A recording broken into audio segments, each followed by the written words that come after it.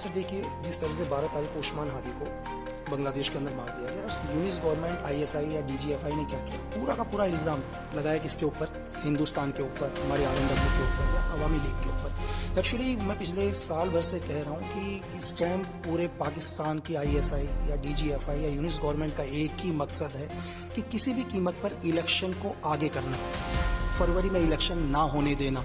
इस चीज़ के लिए कैसे बांग्लादेश के अंदर हिंसा फैलाया जाए, एक पॉलिटिकल किलिंग करी जाती है, उसमें नाम किसका लगाया जाता है, उस्मान हादी का। तो मैंने अपने एक वीडियो के माध्यम से या एक ऑडियो मुझे रिवील करनी पड़ी कि पूरी बांग्लादेश की जनता जिस उस्मान हादी का हत्या का आरोप हिंदुस्तान के ऊपर लगा रहा है, वो आईएसआई के इशारे पर हुई है। यूनिस गवर्नमेंट ने उसकी हत्या कराई है ताकि बांग्लादेश के इलेक्शन को किसी भी कीमत पर आगे कराया जा सके। सर और वहीं अगर हम देखें तो जो लश्कर जो है इंडिया में आए हैं। अच्छा नहीं, ये तो यूनिस गवर्नमेंट बोल रही है ना सर। अच्छा, जब तक वो बांग्लादेश के अंदर थे, मैं यूनिस गवर्नमेंट से ये पूछ रहा हूँ, आईएसआई से पूछता हूँ, डीजीएफआई से पूछता हूँ कि चलो आपको ये पता चल गया कि मेघालय के थ्रू हिंदुस्तान में आए, जब तक वो बांग्लादेश के अंदर थे आपने उन्हें क्यों नहीं अरेस्ट किया? आज आप कह रहे हो कि हमारी टेरिटोरिया से बाहर चले गए।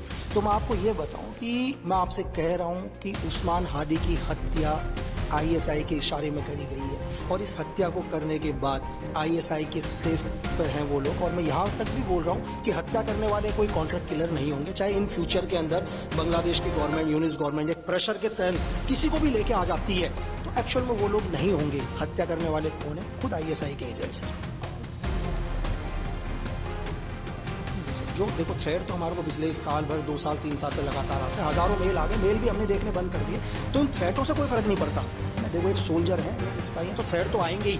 थ्रेड का उनका सिर्फ एक ही मकसद है कि वो बोलते हैं कि लक्की बिच तुम हमारे इंटरनल मामलों में बात करना बंद कर दो। ये उनका एक ही मकसद है, आईएसआई का हो या डीजीएफआई का हो या वेस्टर्न के जितने भी पावरफुल देश हैं, वो बोलते हैं तुम बात मत करो। आज आप बताओ, आज बांग्लादेश के अंदर खुलेआम हिंदुओं को मारा जा रहा है, ठीक है, घरों को आग लगाया जा रहा है। तो आज हम आपके इंटरनल मामले में बात नहीं करेंगे, आप एक काम करो, आप हमारे लोगों को नुकसान पहुंचाना बंद कर दो। तो जो थ्रेट की बात है, वो थ्रेट की बात भी हमने क्यों बोली, उसके पीछे रीजन ये है कि आज पाकिस्तान बोलता है कि दुनिया में पावरफुल है, ऑपरेशन सिंदूर में उसने हिंदुस्तान के साथ फाइट किया, जो दुनिया में एक भ्रम फैलाने की कोशिश करता है। आपने 2 दिन पहले देखा होगा कि इंग्लैंड के अंदर पाकिस्तान एम्बेसी के बाहर कुछ एक लोग ने धरना प्रदर्शन किया, उसमें एक औरत ने सिर्फ एक नारा लगाया कि जिस तरह जियाउल हक को एक प्लेन क्रैश में मार दिया, आने वाले टाइम के अंदर आशिम मुनीर को भी इसी तरीके से किसी कार धमाके में मार देंगे। एक औरत की धमकी से पूरे पाकिस्तान के अंदर यह असर हुआ कि वहां के तत्कालीन प्रधानमंत्री शरीफ वो इंग्लैंड गवर्नमेंट से बोलते हैं कि हमारे आसिम मुनीर को सिक्योरिटी दो भाई, उनको खतरा है। आप उस पाकिस्तान, मतलब दुनिया का पहला फील्ड मार्शल होगा या पहला सीडीएफ होगा जो ब्रिटेन से सिक्योरिटी मांग रहा है सर, और बात करते हैं कि हमने हिंदुस्तान को ऑपरेशन सिंदूर में सबक सिखाया। तो मेरा सिर्फ यही एक मतलब मकसद था ये थ्रेट का बताने का कि तुम्हें एक छोटा सा नारे से तुम्हारी हालत ये हो गई, और पिछले 3 साल से लगातार तुम हमें थ्रेट दे रहे हो मेल के जरिए। आप तो मैं तुम्हारा मेल नहीं देखता हूं, तो तुम यूट्यूब या इंस्टाग्राम या किसी भी मेरे वीडियो पर कमेंट्स लिखना शुरू कर देते हो कि तुम्हें एक सामान्य मौत नहीं मारेंगे। तो ये थ्रेट बताने का सिर्फ ये था कि हमें कोई फर्क नहीं पड़ता यार आपके हजारों थ्रेट से भी। ऑपरेशन सिंदूर में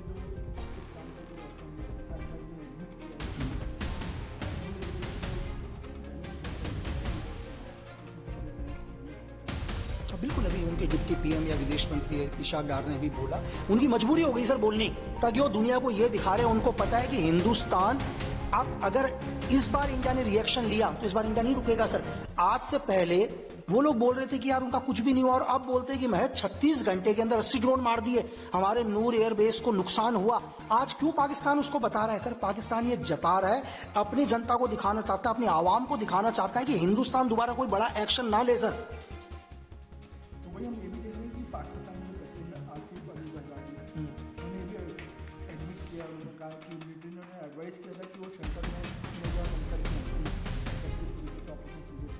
सर जिस टाइम ऑपरेशन सिंदूर चल रहा था, मैं आपको वहां के चाहे प्रेसिडेंट बोलूं, नवाज शरीफ बोलूं, या खुद मैं आसिम मुनीर बोलूं, या आईएसआई चीफ आसिम मलिक बोलूं, इनमें से हर आदमी अंडरग्राउंड था, ये सेफ थे बंकरों के अंदर। जब तक सीज फायर नहीं हुआ, इनमें से कोई भी, चाहे पॉलिटिकल आदमी हो या वहाँ के चीफ ऑफ आर्मी स्टाफ हो, वहाँ के सारे जनरल हो, ये सब के सब वहाँ सेफ बंकरों के अंदर थे। ये खुद बंकरों में नहीं थे, इन्होंने अपनी पूरी की पूरी फैमिली बंकरों में सेफ करी हुई थी। चाहे आज ये बड़े बड़े स्टेटमेंट देने लग जाए कि नहीं, हमारे को तो आर्मी ने बोला कि सेफ बंकरों में चले जाओ, हम नहीं गए। इनका ऑल पूरी की पूरी फैमिली उस समय बंकरों में सेफ थी सर।